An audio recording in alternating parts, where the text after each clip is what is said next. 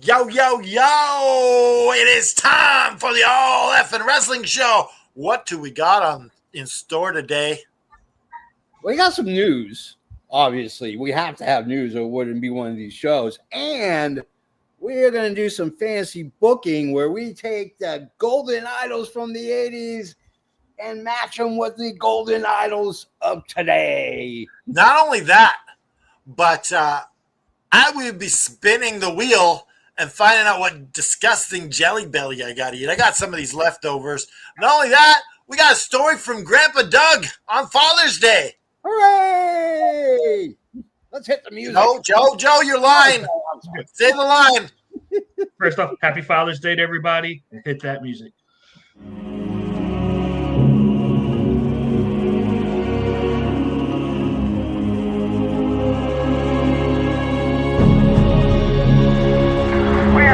Clear for takeoff.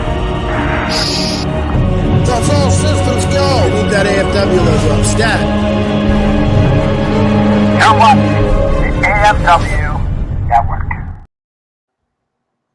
Good morning, afternoon. If I don't see you today, keep my supper warm. I am your host, Master General, here to provide the auditory orgasms you are accustomed to every Sunday afternoon. I am, of course, the JFB, James from Boston.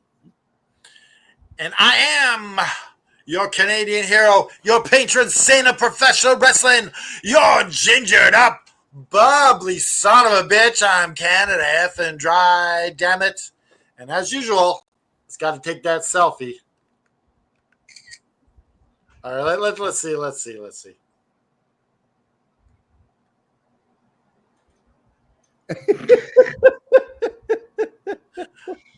And EVP Joe, how you doing, buddy? I'm doing great. Y'all know me. It's EVP Joe here on a rainy Sunday. What's new? I'm in the Mid-Atlantic. So, You gotta say it's me, it's EVP. Come on, say it. Do the line.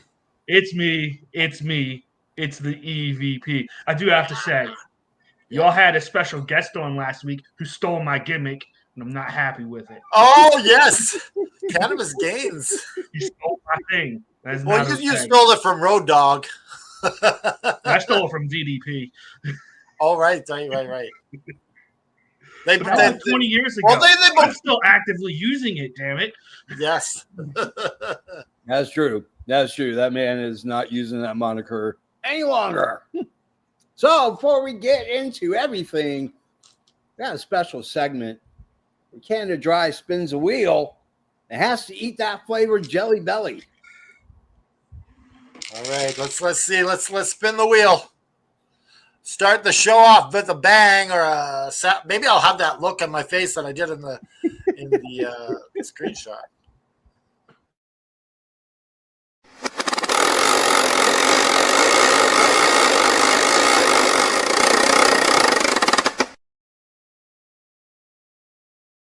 Oh, dead fish. Ooh. Oh, but it might not be dead fish. I might get a good one.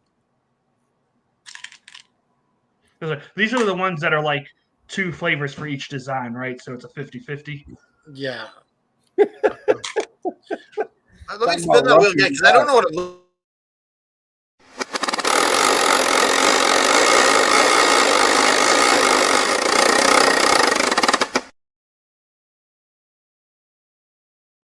Looks like it's orange and speckled. So these are going to be the strawberry. It's going to be a dead fish. I think it'd be more better if you just pick one at random, so you don't have any clue in the world as to what you might be getting. It tastes like a Tide Pod. All right, here it is. Good luck, sir. That looks like the right one, right? Yeah, it does. Yeah. All right, let's see.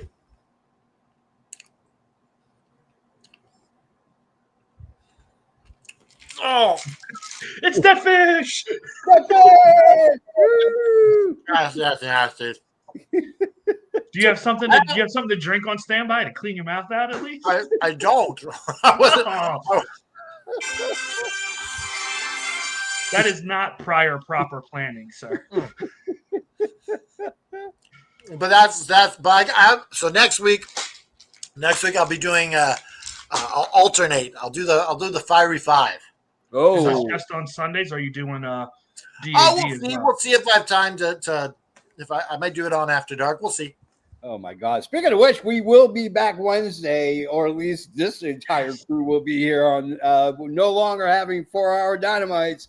Thank God. Just 2.5 hours this week, guys. Yeah, it's 2.5 hours. I mean, can I just say one thing? There has to be. I'm sorry, this real quick. The show has to be 2.5 hours with the 10 and 12 man tags they got going on. Lord.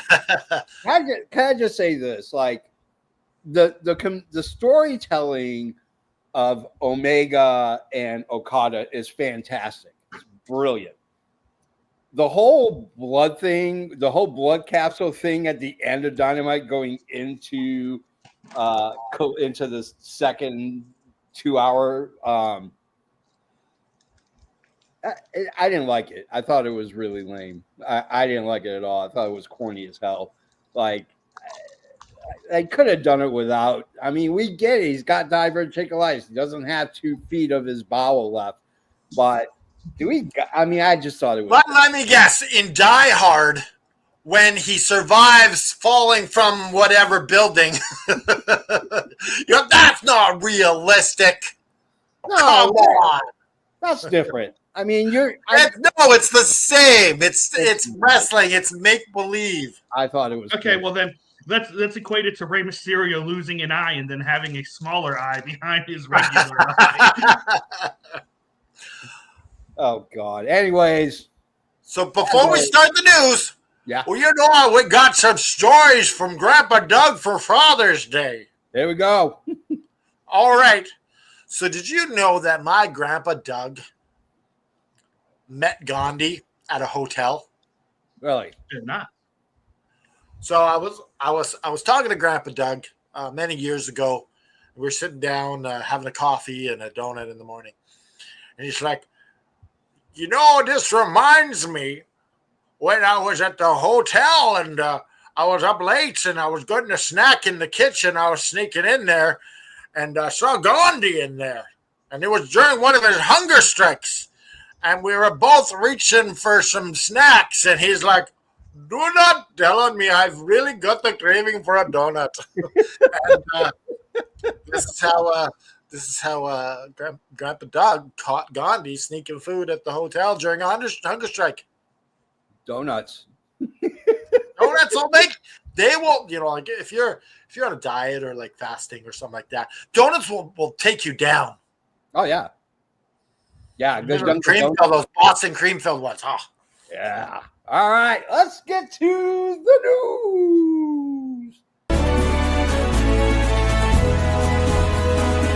From the 4 corners of the globe, from our studios to your home, this is FNN, the FN News Network, starring Canada Dry and the JFB.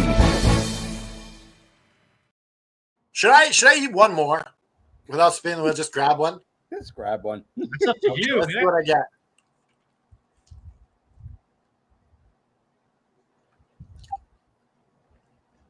Oh, wow! What this is? It was like Oh, it's like throw up or something. Yeah. I don't know. You just taste something bad. ooh, that's not good. That's what the wheel. You need the wheel because you know what it is. I just know it's something bad. Yeah. Yeah. Ugh. So, anyways, Gigi Dolan, now going by her legit name, Priscilla Kelly, was actually injured at an indie show for Revolver. No word. She says it's based off of an existing injury. Not sure. It's something to do with her kneecap that she's been dealing with since She said her patella tendon or something like that. So, count this guy lucky. Charles Wright, aka the Godfather, was in a horrific accident. If you haven't seen it, wait till the end of the show and go on social media. His car looks like a xylophone. Like, it's just crumpled. Not a scratch on homeboy. That guy, I'm sure he's going to feel it later. But yeah, not a scratch, not a broken Angel's bone. watching out for him.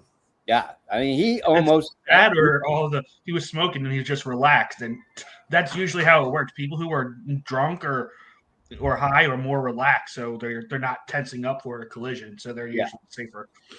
Yeah, it's a miracle he got away without a scratch. So the G1 Climax has been officially announced. In Block A, one name stood out from the rest, and that was Takeshita from AEW will be in the B block for the G1. And in the A block, Hiromo Tanahashi, the ace. Hiroshi Tanahashi. It'll be his last. It'll be his last. This will be his last G1. I don't know. I feel like it's kind of a waste. I don't think he needs it. He's won it 3 times. I don't think he should, do something else. Let someone else have the spot. Yeah. Listen, it's popular to be doing your last run right now. It's just, yeah. I mean, I'm just gonna say, because I've been right twice now on my weird predictions lately. I was right about Hangman Page. I was right about Walter or Gunther beating Jey Uso on Monday Night Raw for the title. So I have a feeling maybe Tanahashi might get the rub and might win this G1 Climax. And his last match is going to be for the IWGP title. Yeah. I mean, let's be honest. New Japan's not booking really good right now. It's while we're talking about, do you have Dominion stuff on your news or no? No, I do not. There is a slew of title changes today. Yeah, 4. There were 4 title changes at Dominion. Outrageous. The only one that didn't change was Goto. Yeah, the Cody Rhodes tattoo belt, neck tattoo belt. Yeah, so that means Takeshita is no longer the never open weight champion. Yeah, just thought I'd throw that in there since we were talking about Takeshita. Did drop it. I don't know who he dropped it to, but I know he's no longer the open someone weight. I've never heard of before. Yeah. So Kevin Nash has a really cool podcast called Click This, and on it recently he talked about guaranteed contracts and how it really all started coming about with WCW. And he talked about his, which was about $750,000 on the downside, and then said it actually went up the minute that Vince McMahon decided he's going to go ahead and create fake Diesel and fake Scott Hall. So both Scott Hall and Kevin Nash both got a bump up in their downside agreement with WCW because of the fake Kevin Nash or the fake Diesel and the fake Razor Ramon, which I thought was actually quite humorous. It made them money. How about that? Yeah, exactly. Yeah, it didn't make money for WCW or WWE and Vince, but it certainly made money for the guys in the WCW. Booker T has a very unique perspective when it comes to professional wrestling. He was talking about tag teams and was rating tag teams at A, B, so on and so forth, and got to the Dudleys and said that the Dudleys were no better than a B plus, and the only reason why they even got a B plus was because of their association with the Hardys and Edge and Christian. So we're going to negate, because he called out ECW, specifically said they were a regional promotion. Why he's got a beef with the Dudley Boys? I'm sorry, but Booker T, I loved Harlem Heat. Yeah. But if you're saying the Dudleys are a B plus team, Harlem Heat, who only had their peak for about 2-3 years in WCW, what are you? Yeah, exactly. I found it very interesting that the Dudleys, one of the most decorated tag teams in all of 20, 25, 26-time world champions in 7 or 8 different promotions. Well, okay, let's forget about the number of belts, because belts are fictional. I just disagree. We will never agree on this. You can have 2 title reigns and still be the best tag team ever versus some team that has 16. See, no, because Yeah, but I don't put weight on the number of reigns. I put weight on the number of different promotions that have made you a champion. Because that to me says multiple champions, multiple people believe in you. Yeah, so like they're being okay. So all it takes though for that to happen though is for WWE to give a tag team a push, and then you're a made man. You're a made tag team. If you get a belt, that'll never happen, but sure. Yeah. So let's go to Teddy Long is in the news. He was on a podcast and was talking about, somebody mentioned about WWE and TKO, and he went on a tirade about ticket prices and it's irresponsible for WWE and TKO to have the prices that they're charging for their shows, not just the PLEs, but like for Raw and SmackDown, even the limited amount of house shows that they are doing at this point. Like, it's ridiculous. I'm like totally on board with Teddy Long. I was going to go to Knoxville for SmackDown last week, and it was outrageous. Like, second tier nosebleed sections were going for a couple $100 a ticket. Like, they're pricing out fans and are making it so that your diehard fans who watch your product can't afford to go support the product live. Is ridiculous. Like, so I just have a random question for EVP Joe. EVP Joe, tell me this: how many calories are in a teaspoon of mayo?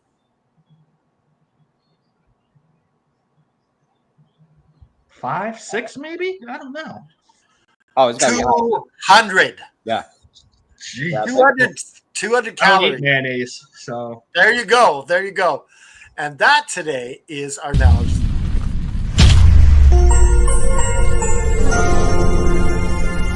Knowledge is power.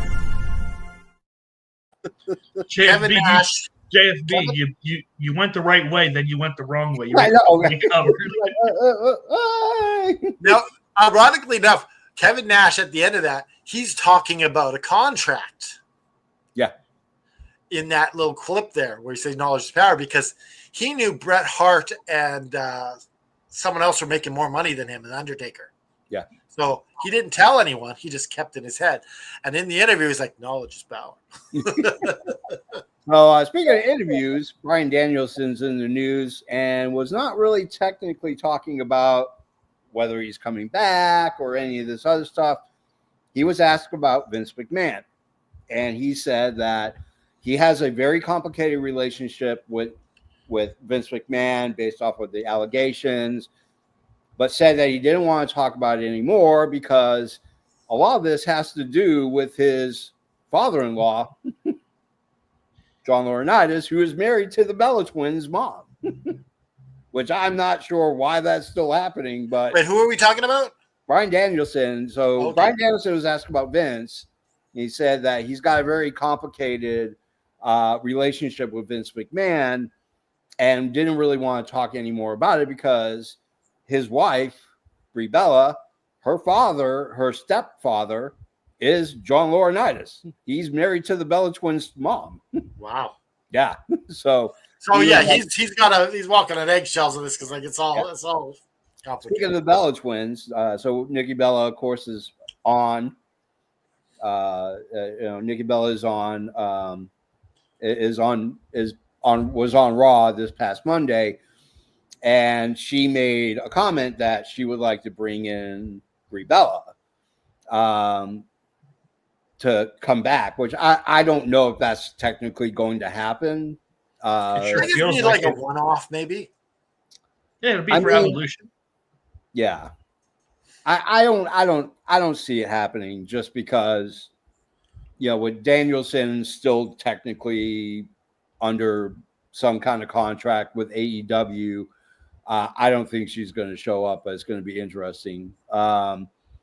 So for those who have been wondering where Brian Cage has been for the last few months, he has had a total knee replacement and will be out for a little bit longer than what we thought. So He's a beast, though. This guy's like, he's right back in the gym, like right away. Yeah. This guy is a beast. He had a total knee replacement, then like shoulder surgery as well, or something like that. Yeah. He's in there lifting right away. Yeah. I mean, he's got a physique to maintain. Yeah. So on the Chris Van Fillet show, or whatever the hell the guy's name is, Chris Van Lee. Yeah, he had James Storm on, and they talked about a numerous amount of things. But one thing I found actually was quite interesting was he was talking about his time in TNA during the Bischoff Hogan era, and talked about how he was fined many times by TNA, Bischoff and Hogan specifically, for promos going too long or going too over the time limit, all this stuff. So if you get a chance, check it out. It's actually very interesting because I think James Storm is a very underrated wrestler. He decided that the original thing was they had these certain dates. Yeah. And he's like, I can work with those dates. And then when he got all buff and he went down there, the dates had changed. They had added a bunch of dates to it. And he's like, well, I'm going to have to talk to my wife because I've got a new baby boy. And yeah, I'm going to work with him. I'm going to say this. I think him being in TNA hurt his career. I think if he was in a larger promotion, he would be talked about as one of the great wrestlers. Well, here's the thing, though. Yeah, like he had a chance. There was no AEW at this time. Yeah. So he went to NXT for like a cup of coffee. I know he talked about. Yeah, but he didn't sign. He was. Yeah, he was on a pay performance basis. So, speaking of signing, the NWA has signed a deal with Roku TV. Yeah, they have. Yes, they have. And they're going to be debuting. I think it's on the 9th or the 19th.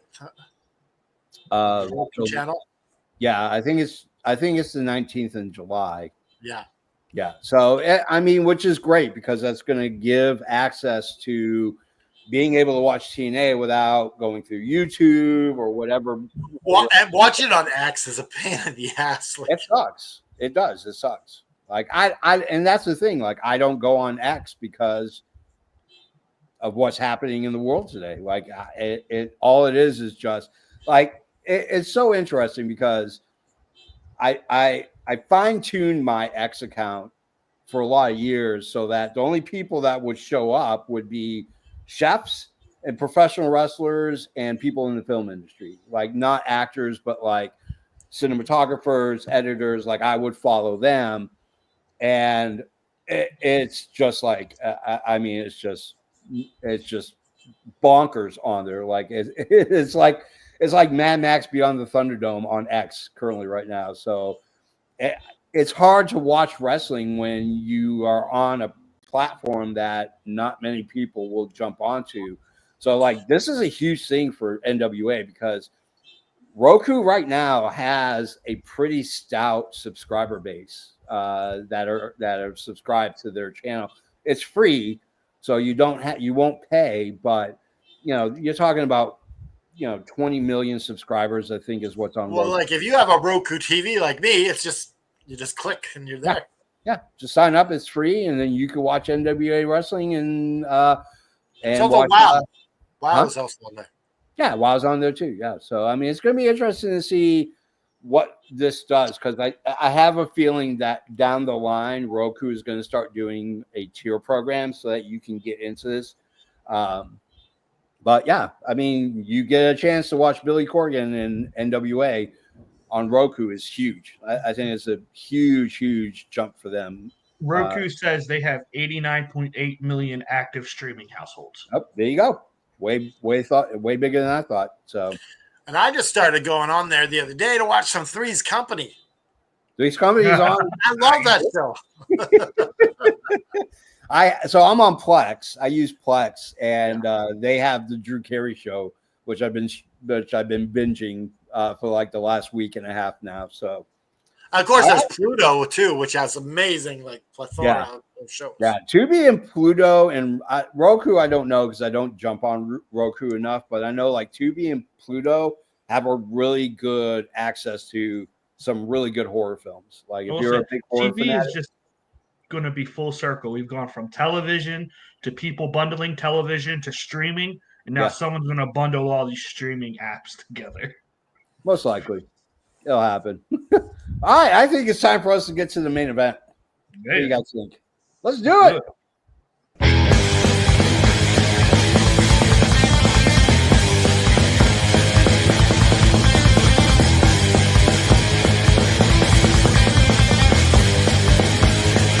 This is the main event of the evening.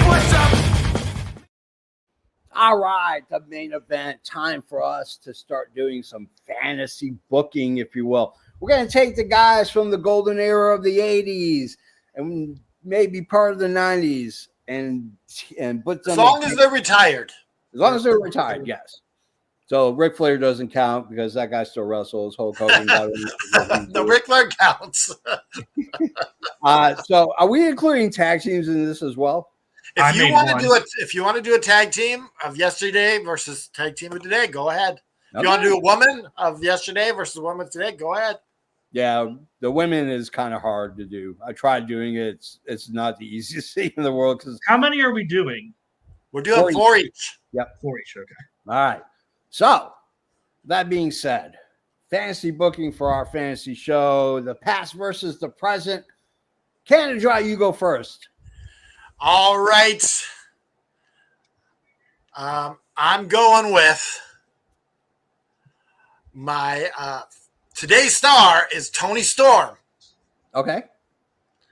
And my past star is Wendy frickin' Richter.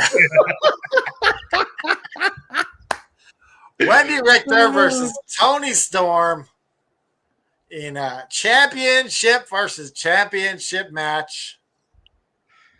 And I don't know. This would make Tony a lot Storm of money. might have a heart attack in the ring if she gets in there with Wendy as much as she talks about her. I think this would make a lot of money today. I think it would too, just because Wendy Richter is in the world of professional wrestling because of Tony Storm. I mean, Tony Storm constantly calls her out, which I find very interesting. I love it. I think it'd be a great. I would love at All In for Wendy Richter to be her corner person for this match. Cost her the belt to Monet. Oh, she turns on her. I mean, it kind of makes sense. Hey, Wendy Richter's only 63. I think Flair's older than that wrestling, so it could happen.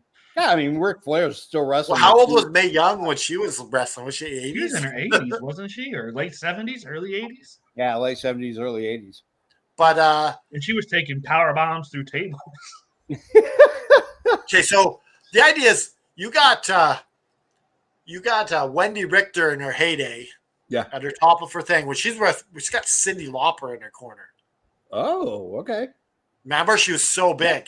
Yeah, she was huge. She was the jumping off point for the so you got them both at their peak. Yeah. So who are you booking to win this? I mean, I'm booking Tony Storm. Okay, but do you have recency bias? No.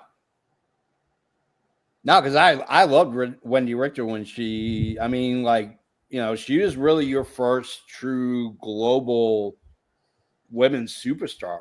I mean, to me, Medusa was a better wrestler than Wendy Richter was, but Medusa wasn't in that position. I mean, she was the heir apparent to Wendy Richter when Wendy left WWE because of Vince, and so.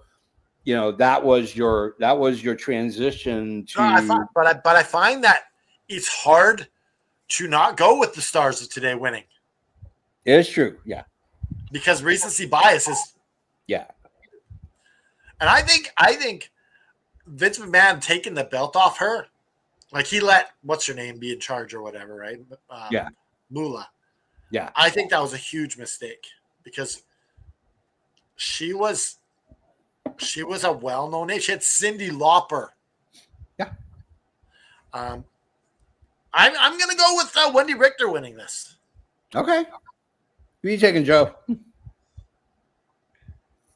Probably Tony Storm. I think just the ceiling and the potential if she wins to go higher than she is now. Yeah. I think like the problem, my issue is that you really didn't get a full taste of what women could do in wrestling in that era. I mean, you just didn't. I mean, Wendy Richter was just kind of placed there, the same with like Rocket Robin, Medusa, and even when you got into the Attitude Era, they were just used as, like PMS. Eye candy and arm props. There you go. Yeah. And you look at Wendy Richter, she was kind of never heard from again. There was no other place for her to go. True. Yeah.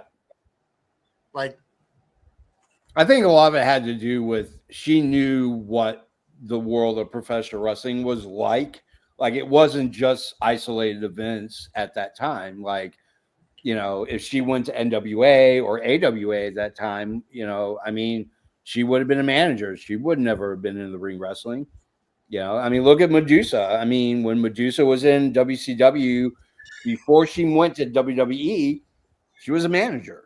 She was in. And you know what? She didn't really do shit all when she went back to WCW. Oh no, she didn't. She was basically hired by Eric Bischoff to throw the belt in a trash can. That was it. Yeah, because they didn't have a women's champion. No, not at all. But now women wrestling is way different than it was back in the 80s. It's hugely different, monumentally different. So, all right, Joe, who you drafting? Yeah. Okay, my first is the most obvious of dream matches for me. Shawn Michaels versus AJ Styles. Okay. It's been teased. I remember listening to a table of three. And if you remember a couple years ago, there was this fan-made art of HBK versus AJ Styles at the Royal Rumble. Well, AJ Styles admits to circulating it to try and make it happen. So Shawn Michaels already retired by the time AJ Styles showed up in WWE? Yeah, I think he had already retired, yeah.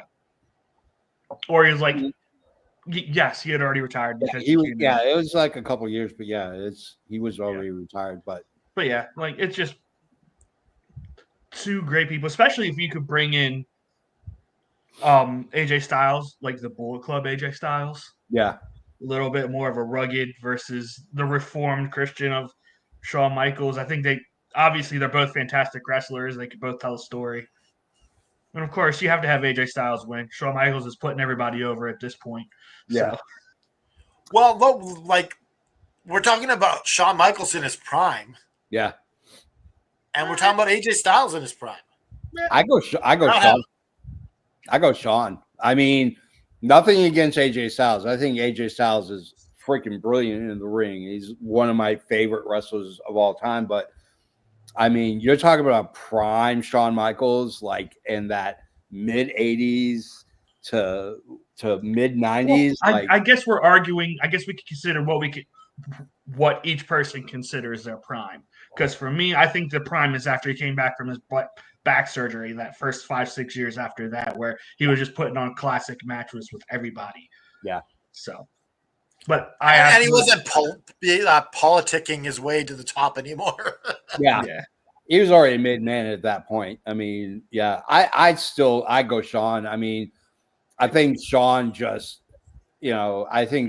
stands shoulders above, when you're talking about Shawn, and even Shawn in that, his second life, his second prime. I think he was doing amazing work. I'm just a sexy Matt B is singing, I'm just a sexy boy. I'm not your boy toy. Who did it better, though? Shawn Michaels or Kurt Angle? Kurt Angle. Kurt's is good. I'm just a sexy Kurt. See, the interesting thing to me about Shawn Michaels and AJ Styles was AJ Styles was buried for so long under a bushel in TNA. Oh, yeah. He didn't get that limelight until after his prime is over, or the end of his prime. Yeah. This is the problem with TNA is, you had a lot of great young talent, and when Dixie Carter decided to open up the floodgates and bring in Hogan and Bischoff and Vince Russo, that hurt a lot of careers. And because AJ Styles before he got to TNA was a rocket ship. This guy was killing it in Ring of Honor, and then he goes to TNA and he starts gaining that momentum, and then all of a sudden, like, he's an afterthought. Like, he was like one of the last guys to join the Main Event Mafia. Like, I'm going to say though that yes, Shawn Michaels. I'm giving Shawn Michaels the win, just because the AJ Styles, even with a loss in that match, is still getting over, and you can still. All I know is I want to sit back and just enjoy the ride, just watch the match. Yeah. I'm gonna go next. I got so can we reuse people? I think so. I think that's okay. If someone says it once, you can say it once more, but no 3. Okay. I'm gonna go with crazy versus crazy. I am gonna go with the homicidal, the genocidal Sabu versus Darby Allin. What are you asking him? What are you asking him to reuse people? Oh, because I got. I mean, you have no idea the list I got. You're just setting the ground rules. I thought you were going to reuse one of these people.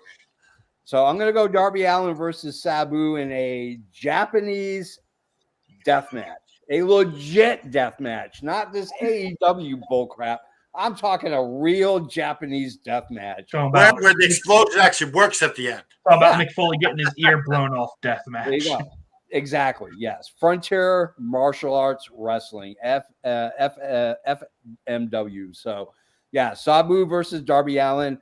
And I'm actually going to take Darby Allin because I don't think Sabu, I mean, in all honesty, as crazy as Sabu was, he didn't go all out like Darby Allin does. I mean, Darby Allin is a freak of nature when it comes to the amount of damage and destruction he does to himself on a daily basis. So, yeah, that's who I'm going with. Canada Dry, your thoughts? I don't think it matters who wins the match. Because it's all about the match itself. Yeah. Like, even if you lose, you win. Yeah. So, recency bias is coming into play. I'm going with Darby Allin. All right. Joe. I'm going Darby Allin too, and I don't think it's recency bias. I think it's because what you said, JFB. I've never seen Sabu jump off of a 30-foot ladder onto a glass pane of, like, a glass window pane that was set up on 4 chairs. Yeah. Like, I think he's willing to do more, which is crazy to say when we're talking about Sabu. Yeah. But yeah. Yeah. I mean, there were limits Sabu would not go over. Like, so maybe he was only quasi-suicidal and quasi-homicidal. Yeah. Like, he knew his limits to a point. He knew how far he could go. Darby Allin has no limits. This guy will basically do anything. I mean, the guy climbed Mount Everest, for God's sakes. Yeah. I mean, that's insane. Who does that? Crazy people. Not many people. Canada Dry, you're next, my friend. I am going with my favorite of all time, Bret the Hitman Hart, versus my current favorite, Swerve Strickland. Okay, I think that whether it's WrestleMania or All In or whatever, this puts butts in seats. Okay. Oh, we should have picked. That's what we should have did. We should have put the matches and put them on a card. And none of us can read. And you can't put 5 WrestleManias. You have to pick 5 different ones. I think that would have been cool. Yeah. But, I mean, you're talking about a difference in style. I mean, you're talking about Bret Hart, who is a very well ground technician. Like, this guy does not get on top ropes. This guy does not do some of the stuff that Swerve does. But holy cow, that would be a freaking amazing. But Bret can wrestle with anyone. Yeah.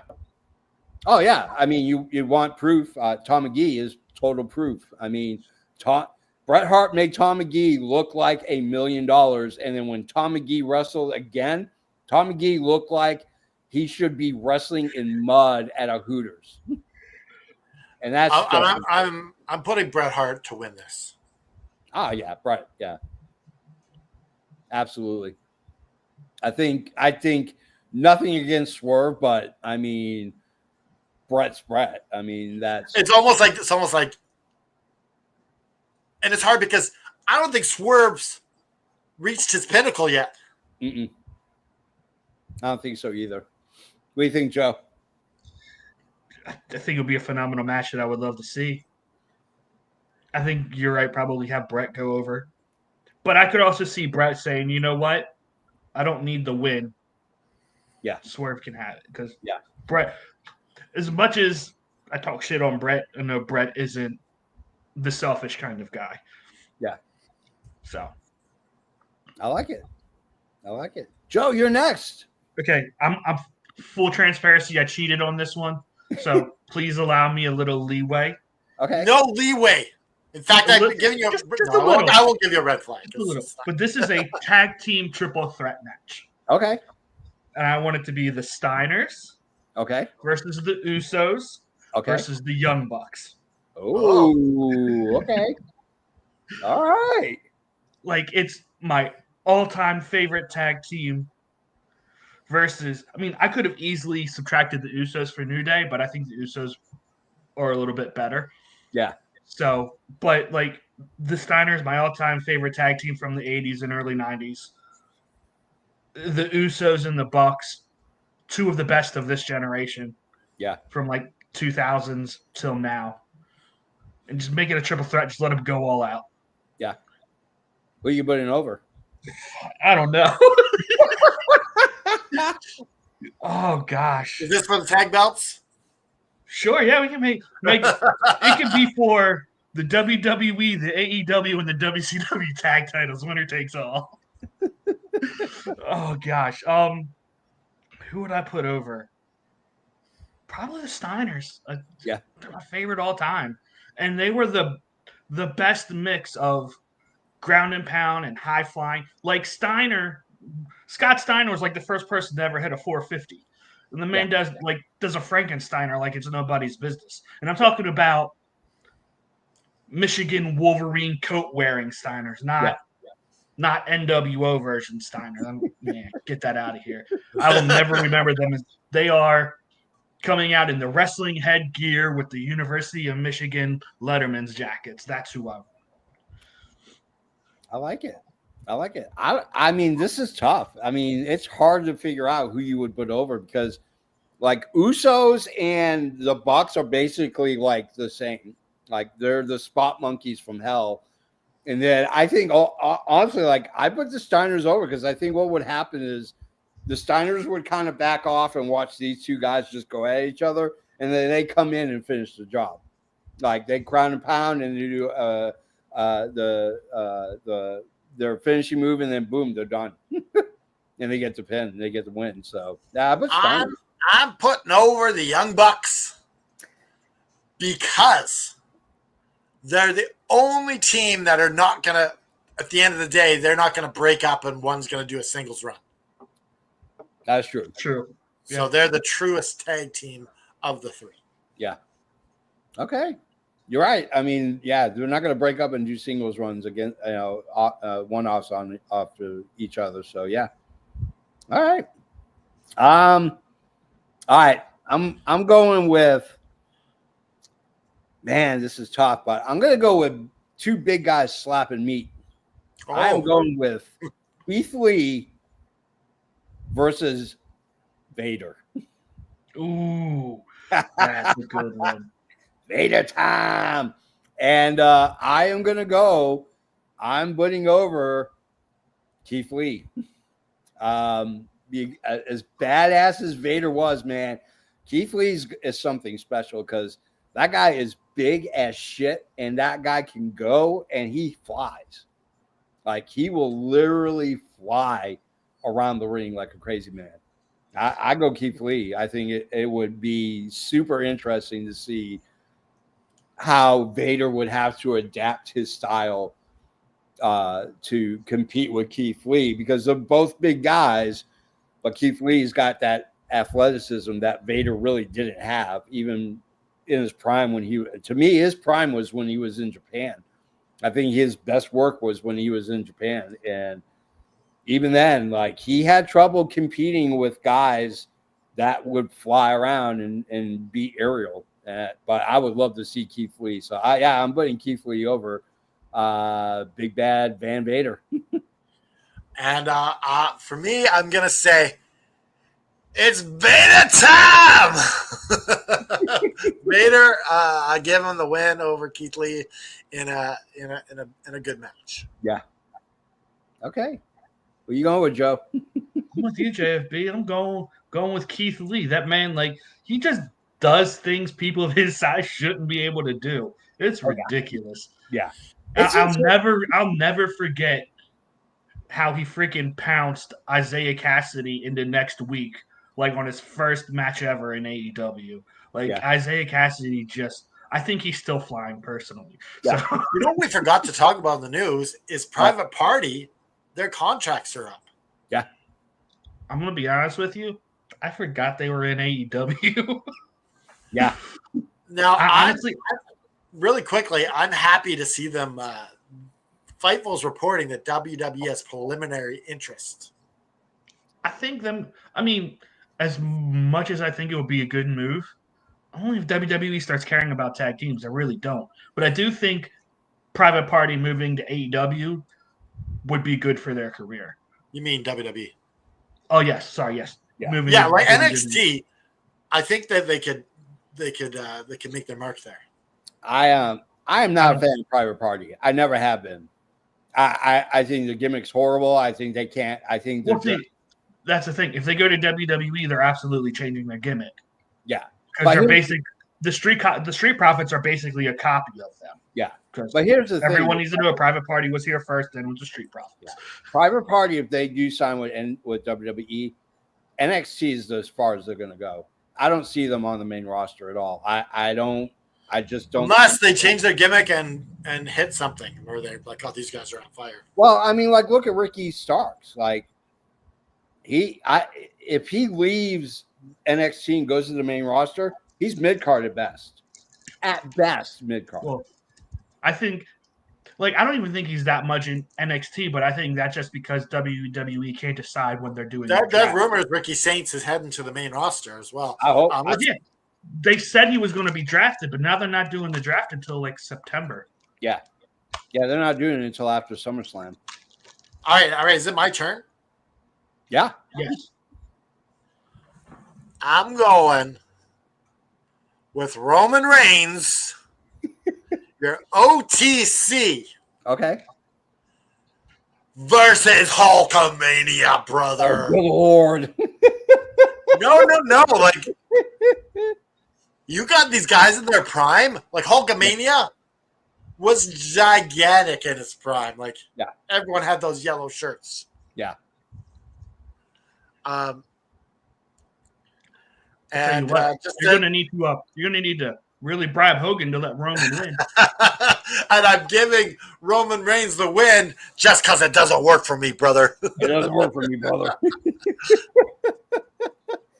I mean, the way I see it, the gimmick match should be called "Who's going to get shoved down somebody's throat?" The fan's throat. Oh no, you're doing a tribal chief match. Hogan's trying to become the new tribal chief. Oh God!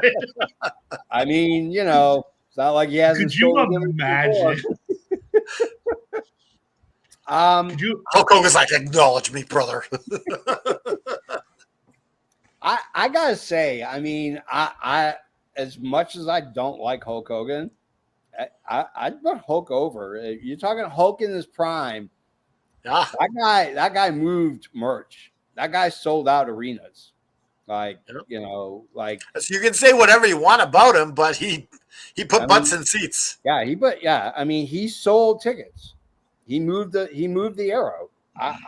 Roman. I mean, it's so different now because you go to a wrestling match for the experience. You don't go specifically to see one specific wrestler. Like like Roman Reigns may be your favorite, but like you go to these matches, you go to these shows, even the PLEs for that experience. Like when I went to go see Blood and Guts last year, like I didn't go because I wanted to see one specific wrestler. I wanted the entire experience of Blood and Guts. And like that's the difference between wrestling today versus wrestling now is you don't have that dichotomy where it's like everybody's got to go see John Cena or everybody wants to go see Roman Reigns. Like it doesn't exist in that frame anymore.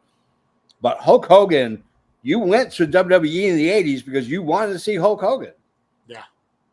You wanted to see what was going to happen to Hulk Hogan or what Hulk was going to have to overcome to win this match. So, like that's a huge difference. I put Hulk Hogan over. I mean, I love Roman Reigns, what he's doing with the whole bloodline. I didn't like Roman Reigns before. I thought, he was being forced. You didn't like suffering succotash? Yeah. But yeah, I put Hogan over. I mean, I don't like Hogan at all, but although he may be the new owner of Hooters at this point. So, you got to find a place to sell your crappy beer. You might as well do it in a crappy restaurant. So yeah, if you can't sell your beer, put it in a restaurant. They have no choice. Yeah. It's what Pepsi did. That's what Pepsi had to do to get a foot in the door because Coke was so dominant. Yeah, absolutely.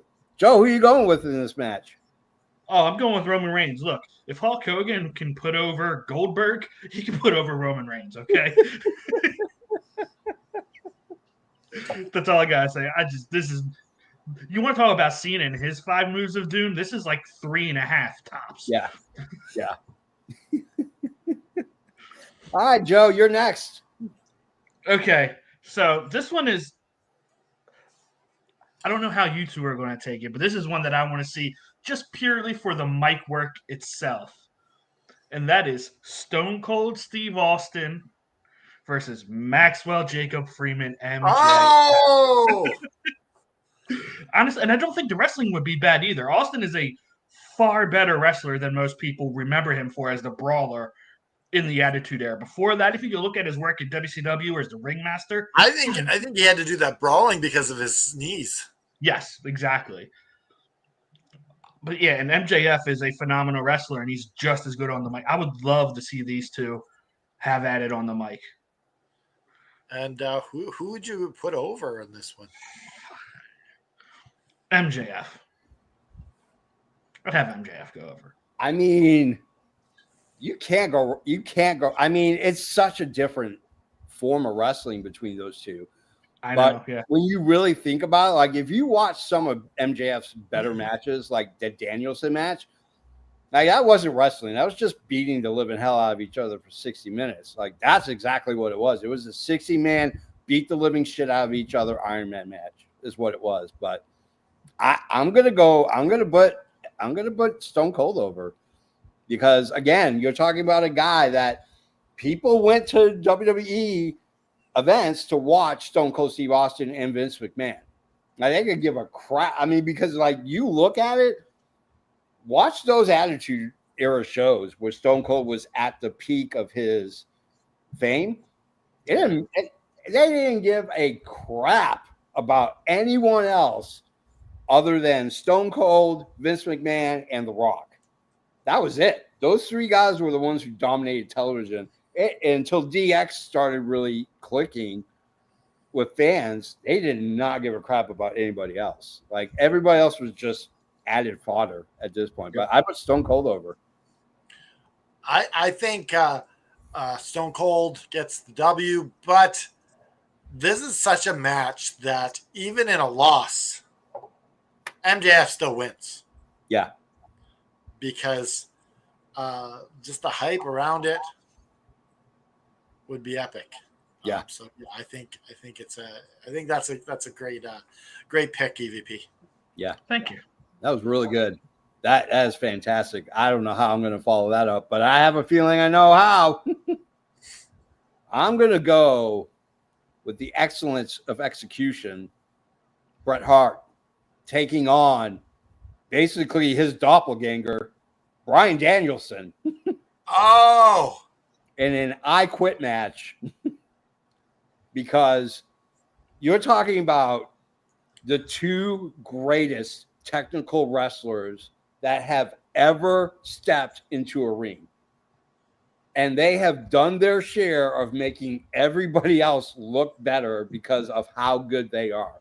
Yeah. And I'm talking Danielson, and I'm talking Danielson in his Dragon Gate Ring of Honor run. Like how that guy moved in the ring, the moves and the submission moves against a hotter than hell mid-90s, early 90s, mid-90s Bret Hart. Like, but here's the thing. I'm not putting Bret over. I'm putting Danielson over. Sorry. I don't know if we can count this match. Why? Isn't Danielson retired?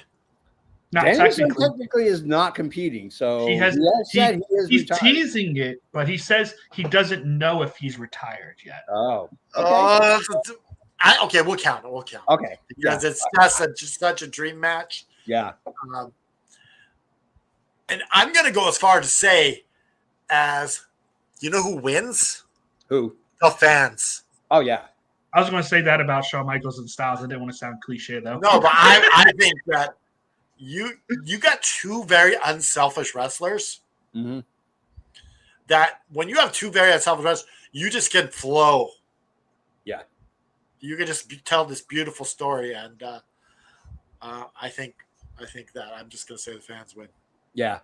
I mean, it's hard. I mean, it's so hard to say you're going to put one guy technically over the other because I don't think it would matter in this match. Just I don't because. think what do you? I think a draw would be perfect. Yeah. Yeah. Yeah. Let's say a draw. Let's say Yeah. a draw. Yeah. What do you think, Joe? Yeah, like this would be. I'd love to watch it. It would be tough, but if you're putting a gun to my head and making me choose, I'm gonna go Danielson as well. Yeah. I mean, it's just, I mean, that's the thing. Like Danielson had just as long of a career as Bret did. Because I mean, I like Tiffany's selection. Steamboat versus Mike Bailey. That would be interesting. I think that would be really interesting to see that. All right. Canada Dry. Your last pick, my friend. I'm going the aerial assassin, Will Ospreay, versus the King of Hearts, Owen Hart. I think that this match would slap. Yeah. I think that because Owen Hart does the best of both worlds. He can do that aerial stuff. Yeah. He can wrestle. And I think that this would be really good. And I think I'm putting the W on Owen. Okay. I mean, you're talking about very different styles, because I mean, to me, like Owen's peak for me was when he was fighting Bret and then eventually matriculated into creating the faction, the Hart Foundation, where there was 5 guys, that were just killing it. Are you telling me the Hart Foundation founded 5 guys? Huh? Yeah, it did. Yeah. No, Hart Foundation. I gotta go Ospreay just because of what this guy does. Like, to me, like, I think we've seen the pinnacle. Like, I think we've seen the acme of Ospreay. I think it's going to be. I think he's going to change his style a little more different and not take as much risk as he's been doing, because your back and neck aren't going to last that long if you keep doing the crazy shit that he's doing. That toned it down immensely from what he was at New Japan when he was a junior heavyweight. Yeah. So I put Ospreay over, not by much. I mean, because Owen just was. I mean, Owen. But I think that Owen can do more than what we saw of him in WWE. He's just doing the WWE style. Yeah. Yeah, I think unfortunately, like, I think we would have seen a better Owen if Owen hadn't died. I think we would imagine Owen today in AEW, what he would be doing. Oh, he'd be killing it. He'd be killing it left and right. So, all right. But there'd be no Owen Hart Cup. That would be weird. That's true. I'd be willing to trade it for an Owen, an actual Yeah, I Owen. think you're right. All right, Okay. let's go to EVP Joe. You want my thoughts on the match or you want my match? No, thoughts on the match. I think I'm going to say my next match involves Ospreay, but it's a different opponent. Yeah. Kind of similar to Owen. So I think I would love to see this match because obviously, like, you give me New Japan Owen. Yeah. When he was under the mask versus Will, I think would be phenomenal. Yeah. I think this one, I'll give it to Will just by a hair. Not much. But like I said, I love Owen. I think he's always been my favorite of the two Hart brothers. Yeah. All right, Joe, you're next. What's your last match? Okay. And to show I'm not lying, I don't know, will it show? Probably not. But my last match is Will Ospreay versus Kurt Angle. Oh, I don't know if I'm fairly certain it hasn't happened. And if it did, it might have happened in WCPW maybe. yeah. But I don't know. But for this, I don't think it has. And honestly, I think here I'd put Kurt over because Kurt has that ability to high fly, but he also knows how to ground an opponent. Yeah. So that I would just give it to him because he's going to sit there, he's going to break you down, make it to where you don't want to jump around. Yeah. He's just going to hurt your legs and make you tap out. Yeah. That's interesting. I mean, I would love to see Kurt Angle versus Zack Sabre Jr. Because I think that would be a good match as well, or even Matt Riddle. But man, if I had to book Angle and Ospreay, I take Angle, just because Angle's got that catch style wrestling, and I think he can take anything that Ospreay is doing and reverse it and put it into a submission move or a submission hold. Like, I would love to see like Angle, when Will does that handspring back to the kick to the head. Like he just, he's turning it into an ankle lock or something. Yeah. Yeah. That's a tough match. That's a really, really tough match. It's a question. Does Kurt Angle have the little cowboy hat on his head in this? Or? No. Yeah. Yes, let's go with that one. Yes. Okay, I'm going with Will Ospreay because Kurt looks stupid with the cowboy hat on. So just saying, if you want Will to do that back handspring kick to knock the hat off Angle's head. And then Will's like, "Where's my hat? Where's my hat?" I love it. I mean, to me, Kurt Angle was way better when he was funnier than. Oh, yeah. Yeah, I mean, he was a better character when he was the butt of the joke, and it was just comedic. Like, to me, that was all of his backstage skits with Edge and Christian were freaking hilarious. Hilarious. Or him singing Jimmy Crack Corn with Stone Cold. Or the milk truck. Oh my goodness. Yep. So my last match, it's two guys that are amazing on the mic, and we're not really all that bad of wrestlers either. I'm going with Rowdy Roddy Piper versus MJF. Oh. To me, MJF probably would not exist if it wasn't for Piper. Because to me, MJF is basically just ripping off Piper, but slightly better as a wrestler than Piper was. Like the arrogance and that chip on his shoulder, that's Piper. That is Piper all freaking day long. But I'm going to give it to MJF. I would put MJF over because Piper never needed to win ever. Like between his promos, his Piper's pit, like that guy didn't need to win a match at all. That guy never needed a match to win. He never needed a belt to solidify how important he is to professional wrestling. But I put MJF over because I think MJF is just a slightly better wrestler than Piper was. But, oh, God, to hear those two guys, like the build-up to the match, the month build-up to that match would be absolutely incredible. It's almost hard to fuse them together. Yeah. It's like your mind is not able to compute this. Yeah. And you automatically, like, I don't know, I go to recency bias because you think Piper, the legend, can put MJF over and make him a bigger star, but so I'm going with Piper on this one, just because I have to force myself to do it. Yeah. I mean, it's hard to pick. It really is. And I think MJF just wins slightly by an eyelash because I just think Piper puts him in the sleeper and MJF. Yeah. What do you think, Joe? This is a tough one because, like I said it before, like I know Piper is an important and integral piece of wrestling history. I've really only ever known Piper though because I'm 40, so I was born in 85. Yeah. So like when I really got into wrestling, he was either like a commentator or like he was WCW commissioner. Like I know him for more of his contributions to wrestling than actual wrestling. If you So I don't really like.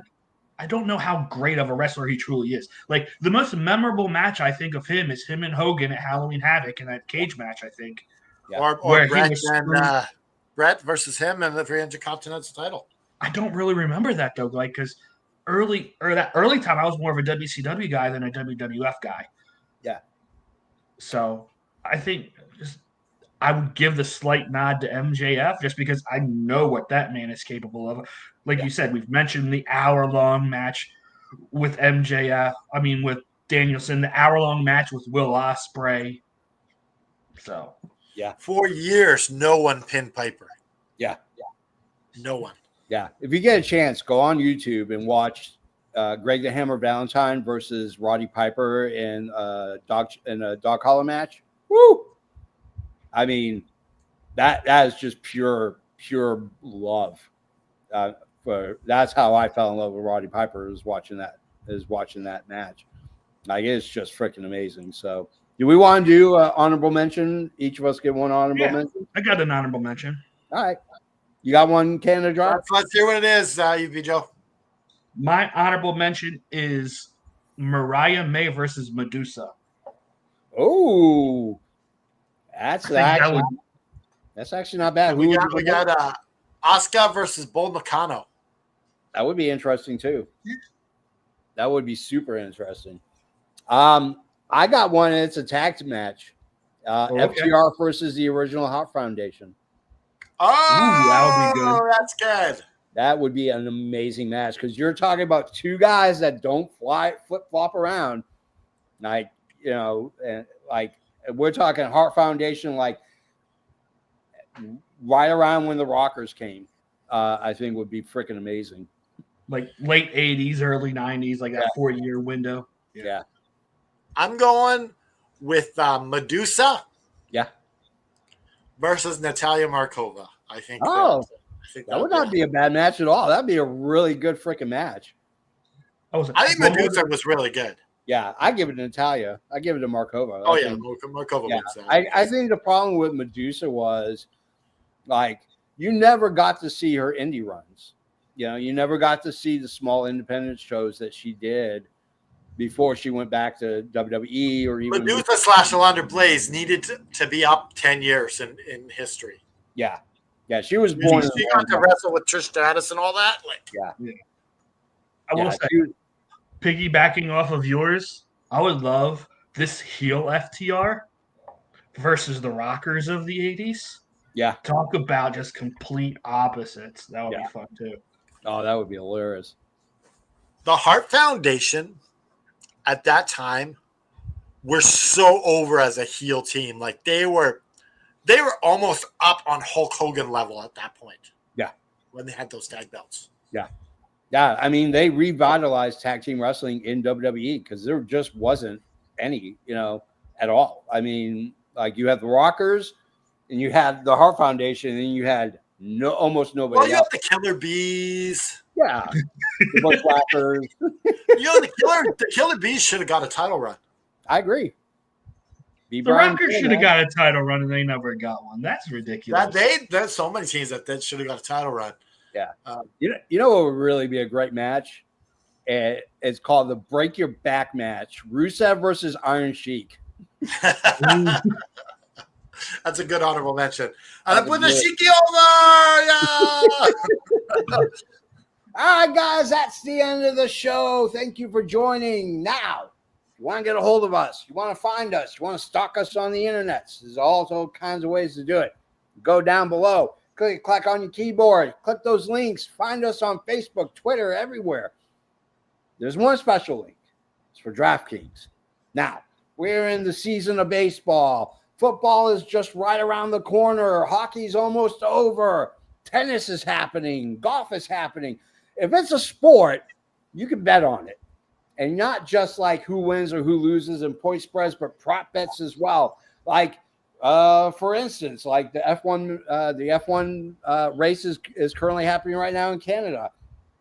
Who's going to have the fastest lap in lap 25? You can actually bet on that on DraftKings. So click the link below, create your DraftKings. They got a really cool thing going on. You bet $5 and you lose, they will give you $250 in extra bets that you can go ahead and use on.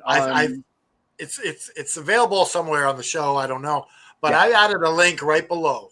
Yeah. If you wanna sponsor the show, give us $5 a month, give us $10, whatever you feel. Yeah. You can hit that link below. It's there now, so you don't have to search over whatever this YouTube gimmick is. It's right there. Yeah. And tell me about the shirts, Jeffy. Yeah, we got shirts, by the way. We got amazing shirts like the All Effing Wrestling Show shirt, which I don't currently have wearing right now, but we have a multitude of shirts. How do you get them? Yeah, got the AFW Hot Wheels logo shirt. We got the DC Comics logo shirt. How do you get them? You go to ProWrestlingTees.com/effing wrestling, where you get all of your effing wrestling gear. We also happen to run Adrian Adonis' site, which, if you want to, you can go to ProWrestlingTees.com/Adrian Adonis, where you can get all of your Adrian Adonis gear. So, on behalf of Canada Dry and EVP Joe, I am the almighty JFB. Thumbs down and a fist up from me. If you are depressed and you're feeling down, it's Men's Health Awareness Month.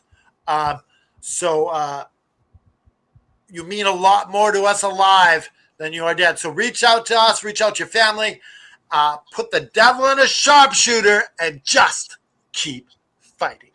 Woo!